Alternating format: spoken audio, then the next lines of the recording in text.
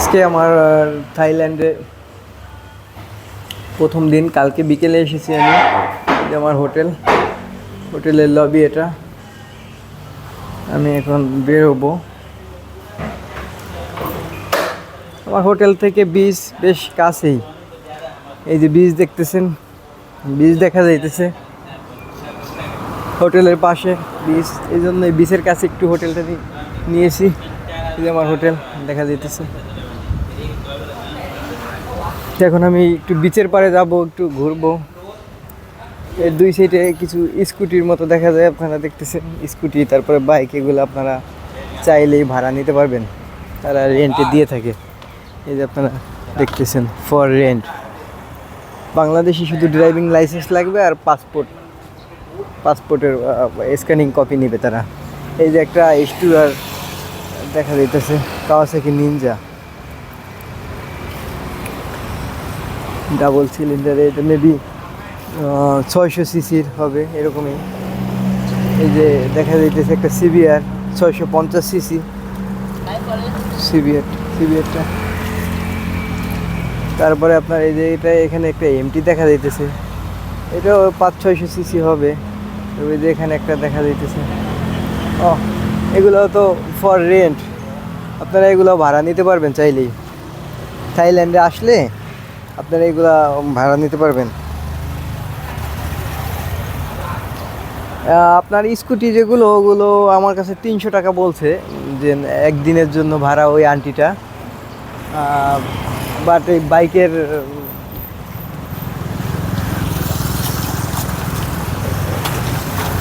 সুন্দর আছে, এটাও দেখা যায়। দেখেন সিবিআর 600 সিসি।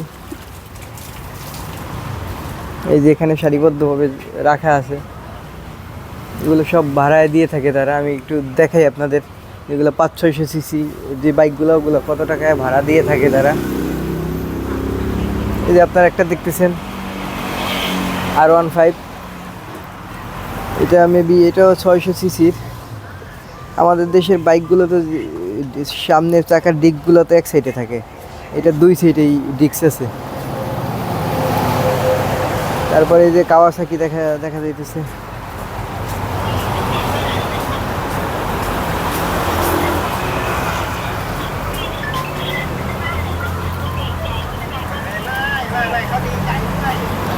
এই যে আপনার এখানে লেখা আছে ফর রেন্ট।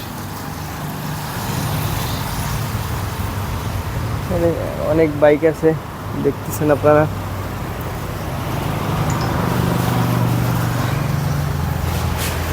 এখন আমি একটু বিচের পাড়ে যাব, সাগর পাড়ে আপনাদের একটু দেখাবো। সাগর পাড়ে চলে এসেছি আমি, এই দেখতেছেন।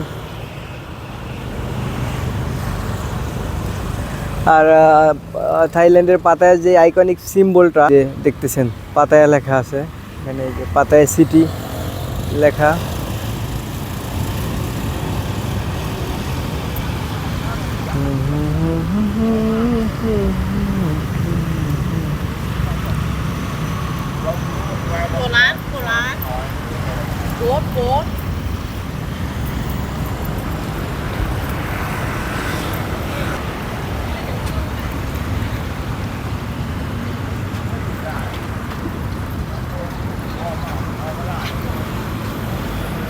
এখন আমি একটু হাঁটবো,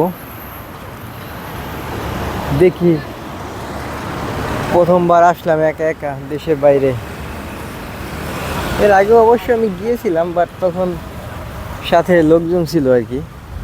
আর এই প্রথমবার একা একা দেশের বাইরে আসলাম।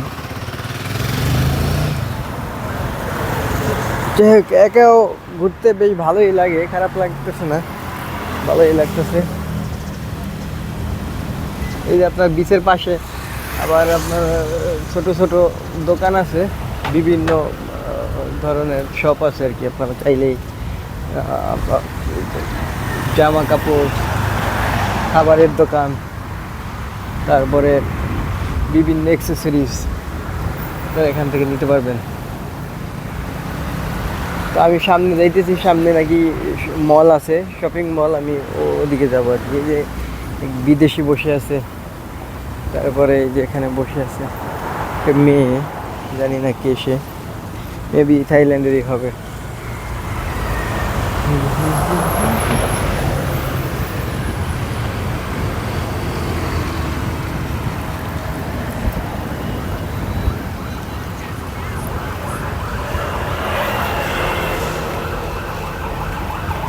আর এখানের থাইল্যান্ডের যেই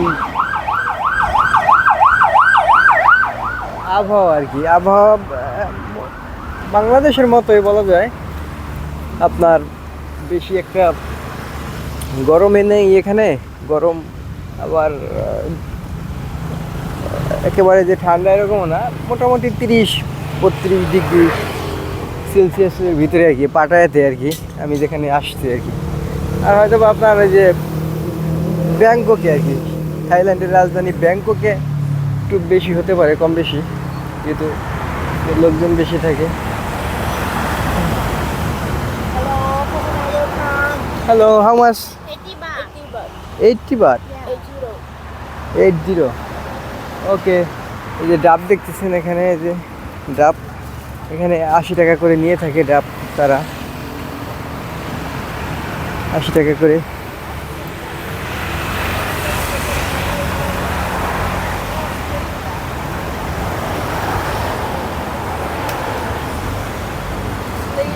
বেশ সুন্দর পরিপাটি তারা। আপনার কোনো আমাদের দেশের মতো ঝাই ঝামেলা নেই, রাজনৈতিক যে ঝামেলা, তারপরে কিছু হইলেই রাস্তা বন্ধ করে দিয়ে আন্দোলন করে, এরকম নেই। তো তারা চিন্তা করে যে তাদের দেশটা কীভাবে ডেভেলপ করা যায়। How much? 80 baht. Okay, 1 piece. Okay, আমাকে বসতে বলতেছে। তো আমি একটা ডাব নেব এখানে। থাইল্যান্ডে তো ডাবের জন্য বিখ্যাত। ডাবের জন্য বলতে আপনার দেখি এখানে আবার একটা বই আছে। ও আচ্ছা,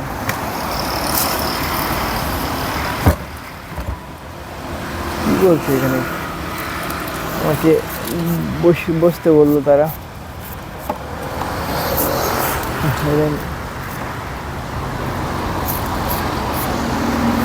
ও আচ্ছা, এটা কাটতেছে এখন, এই দেখতেছেন কাটতেছে।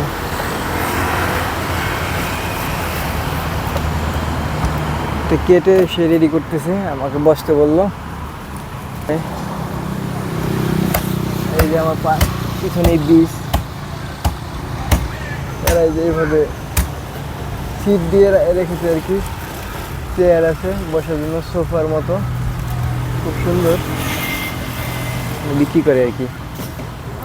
আমি একটু বসলাম, ভালোই লাগতেছে।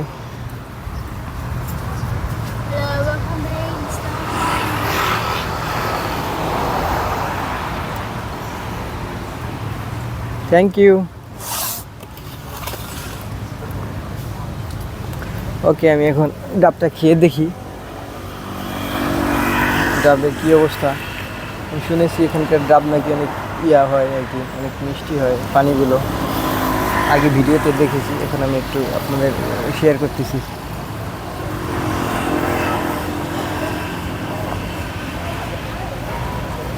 হ্যাঁ, বেশ ভালো, খারাপ না।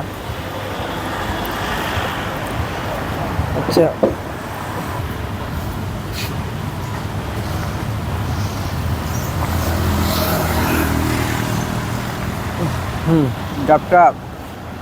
ডাবের পানিগুলো বেশ মিষ্টি।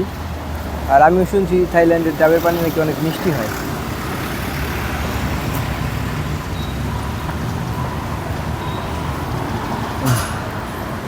অনেক পানি, এতগুলো খাবো কীভাবে আমি? মাত্র নাস্তা করে আসছি হোটেল থেকে, এখন তো আমার একা এক খেতে পারবো না। অনেক বড় ডাব, এই যে দেখতেছেন, এত তো খেতে পারবো না একা একা।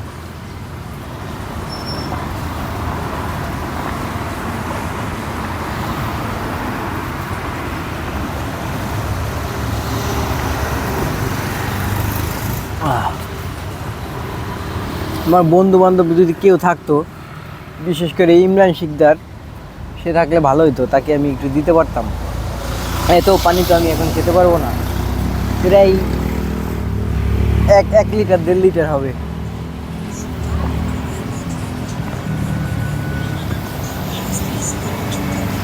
ও আচ্ছা, এই যে ডাবের পানি খাওয়া শেষে আবার ভিতরে ওই জেলিটা খাওয়ার জন্য ওই যে একটা চামিচ রেখে গেছে তিনি, ওই মেয়েটা আর কি।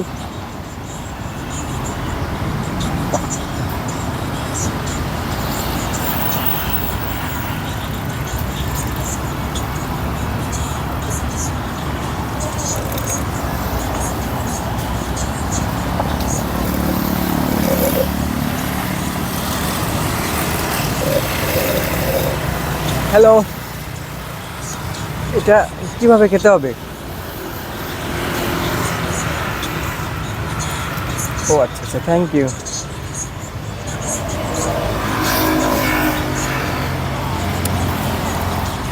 এই যে দেখতেছেন এখন পানি খাওয়া শেষ, এখন আমি জেলিটা খাবো, দেখি কেমন লাগতেছে জেলি।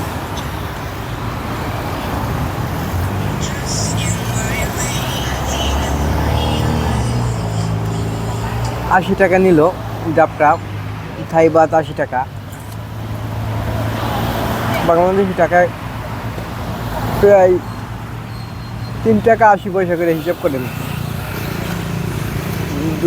প্রায় 300 টাকার মতো পড়ছে আর কি। ডাব 300 টাকার মতো পড়লো।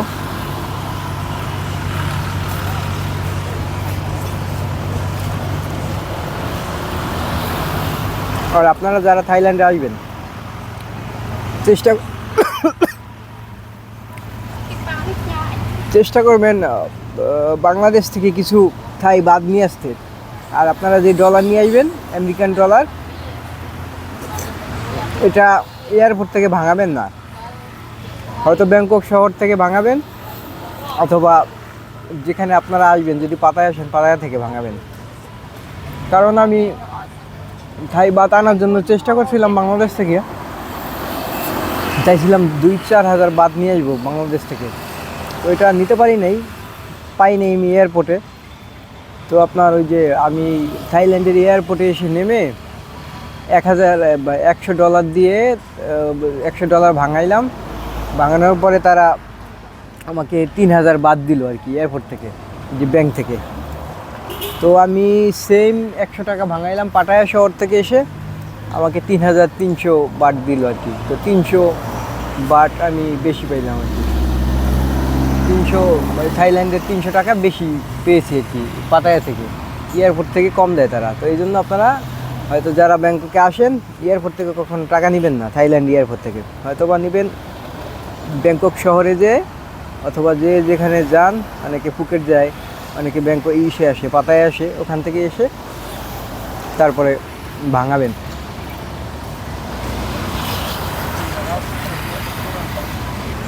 আমাকে দেখতেছেন এখন আমি হাঁটতেছি একা একা, আমার সাথে কেউ নাই, একাই আসলাম। এখন আমি শপিং মলে যাবো আর কি, দেখবো যে এখানে ফোনের দাম কেমন, তারপরে কিছু করতে হবে, কেনাকাটা করতে হবে,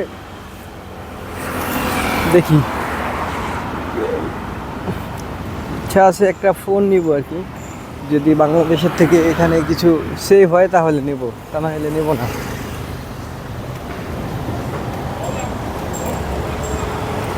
এই জন্য আমি শপিং মল খুঁজতেছি আর কি।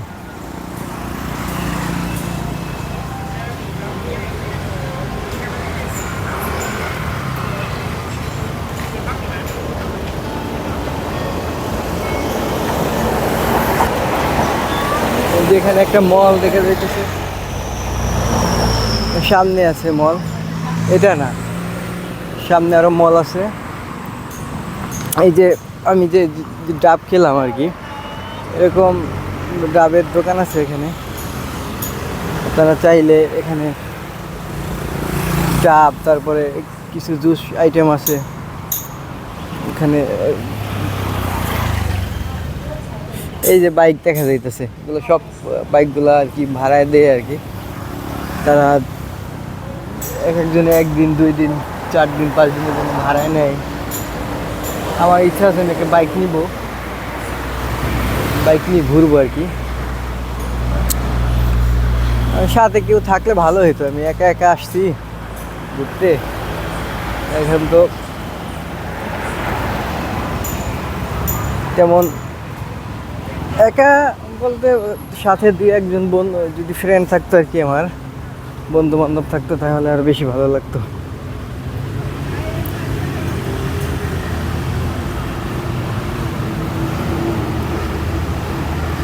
এই যে আপনার বিচের কাছে যাইতেছি এখন।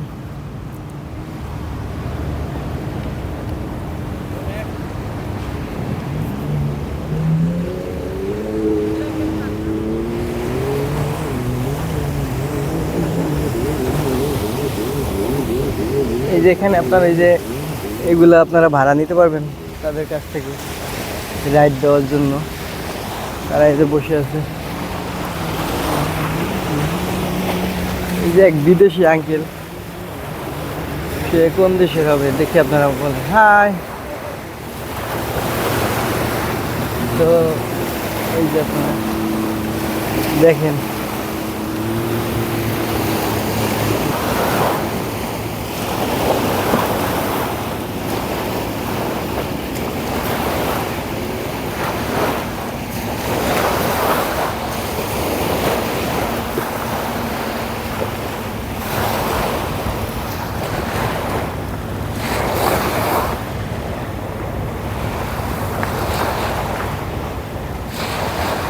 এই যে পাটায়ের যেই সিম্বলটা, এটার পিছনে মানে এটা এখানে এসে সবাই ছবি তোলে এটা পিছনে রেখে।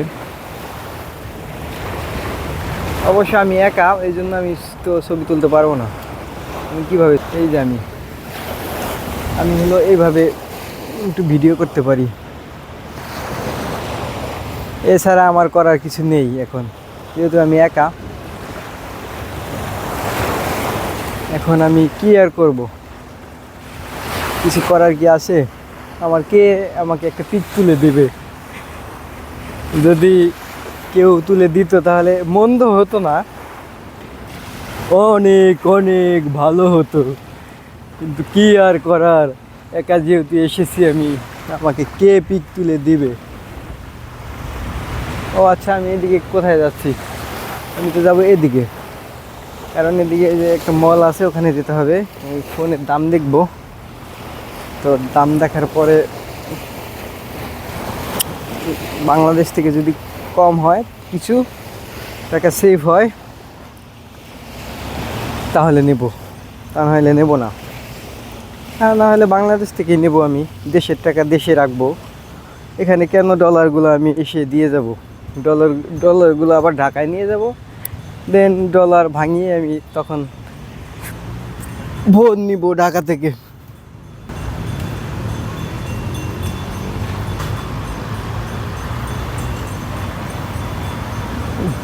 এই যে 2 জন বিদেশি লোকজন বসা, এমনি তারা ইউরোপ আমেরিকানের হবে, কানাডা, অস্ট্রেলিয়া।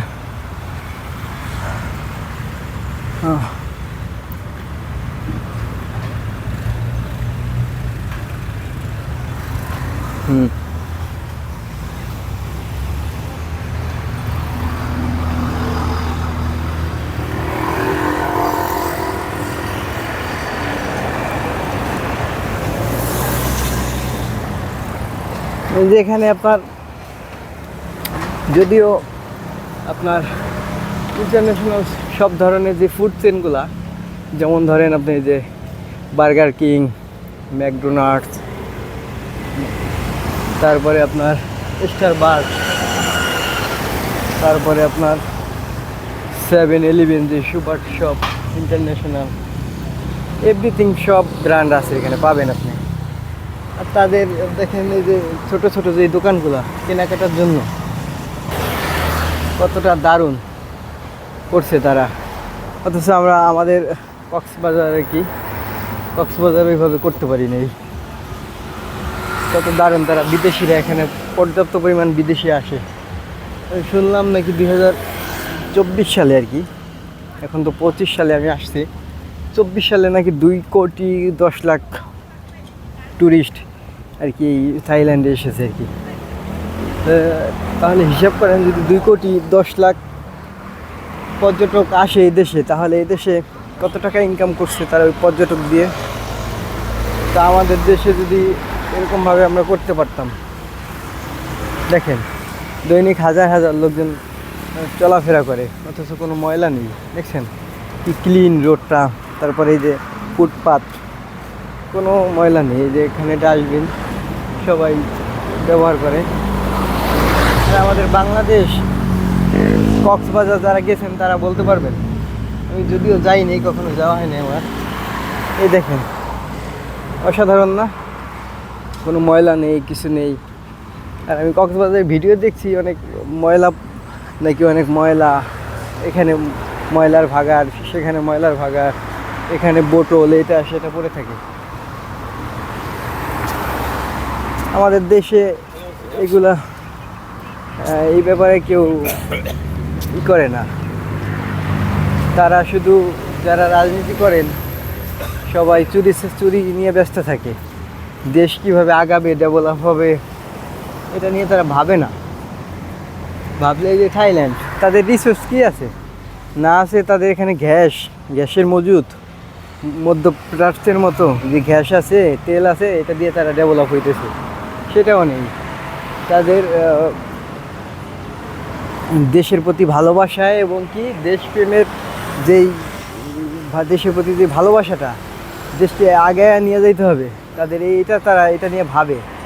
আর আমরা এগুলো নিয়ে ভাবি না। আমরা ভাবি কীভাবে রাজনীতি করব, টাকা পয়সা চুরি করে বিদেশে পাঠিয়ে দেবো, ছেলে মেয়ে বিদেশে রেখে পড়াশোনা করাবো, তাদের নামে বাড়ি গাড়ি থাকবে বিদেশে, এগুলো নিয়ে ভাবি। তারা এগুলো ভাবে না। তারা ভাবে তাদের দেশটা কীভাবে ডেভেলপ করবে। দেখেন এখানে আমি যত ট্যুরিস্ট দেখেছি তার 90% এই Europe, American, Australian, Chinese, Japanese, ইন্ডিয়ানও কিছু আছে, বাংলাদেশি সামথিং কিছু। বাংলাদেশের এখন ভিসার যে প্রবলেম চলতেছে, এই জন্য বেশি একটা লোকজন আসতে পারে না। আর আমাদের দেশ রাজনীতিবিদরা তাদের কোনো পেশা নেই। তারা করে রাজনীতি করবে আর চুরি সস্তামি করবে, তাদের কোনো পেশা নেই। দেখেন বেশিরভাগ রাজনীতিবিদদের এই কোনো পেশা থাকে না, তারা চুরি সস্তামির উপরে চলে। জনগণের টাকা কিভাবে মেরে খাবে, কোটি কোটি টাকা চুরি করবে। এই দেখেন এখানে দারুণ একটা আবার করে দিয়েছে পানি খাওয়ার জন্য, কিন্তু সাধারণ লোকজন পানি খাবে এই জন্য রেখে দিয়েছে।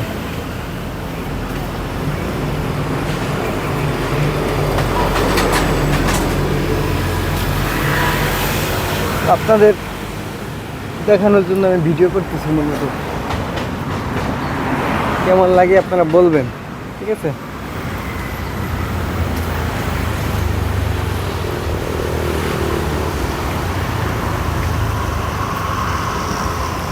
ওই যে আমি ওই শপিং মলটা যাবো, ওই যে দেখা যাইতেছে বড়, এটা একটা শপিং মল, হিলটন। হ্যাঁ এটাই যাবো, হাঁটতেছি হেঁটে হেঁটে।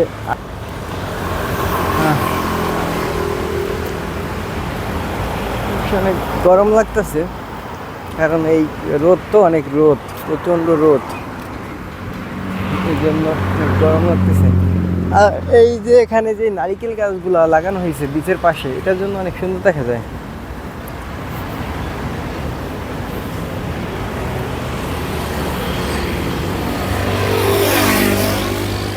এখানে একটা শপিং মল দেখা যায়, এগুলোতে ফোন নেই, ওই বড় শপিং মলটা যেতে হবে না।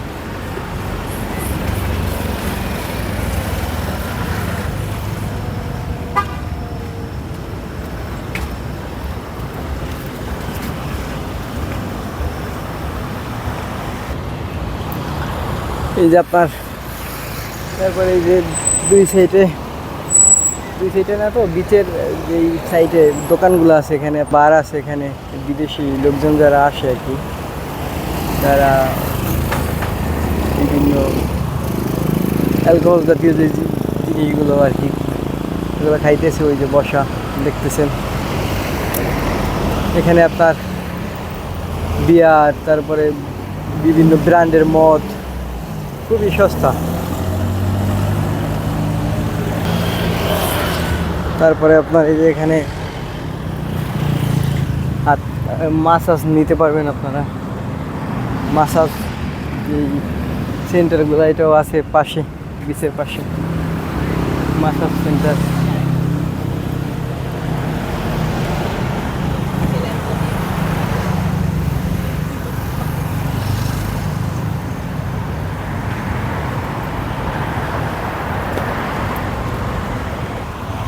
আমি এখন এই সাইডে চলে আসবো। সানগ্লাস বিক্রি করতেছে, অনেক গরম লাগতেছে রোদের ভিতরে।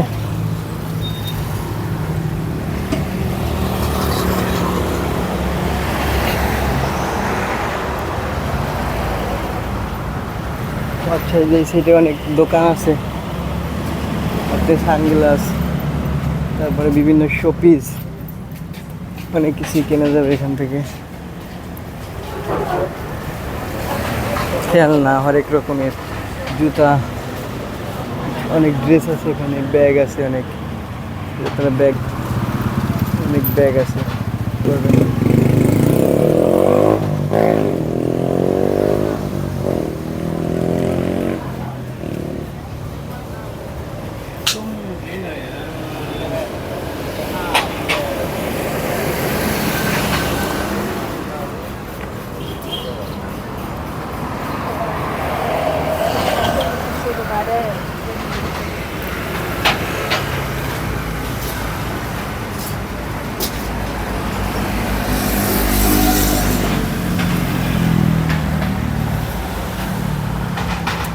এখানে অনেক কিছু পাবেন আপনারা, সব কিছু আছে মোটামুটিভাবে আর কি। তো আমি যাবো ওই শপিং মলটা আর কি, এই যে মলটা দেখা যাইতেছে, এটা যেতে হবে। হোটেল, হোটেলটা তো বেশ কিউট, সুন্দর আছে, অনেক ছোটোর ভিতরে অনেক সুন্দর, পরিপাটি গুছানো। আমি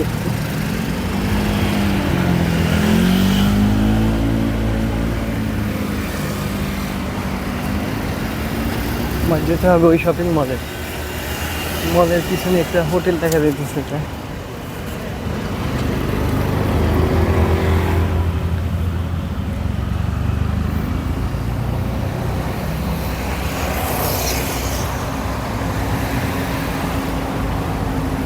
অবশ্য আজকে আমি ব্যাংককে এই বিচের এদিকে থাকবো, ঘুরবো।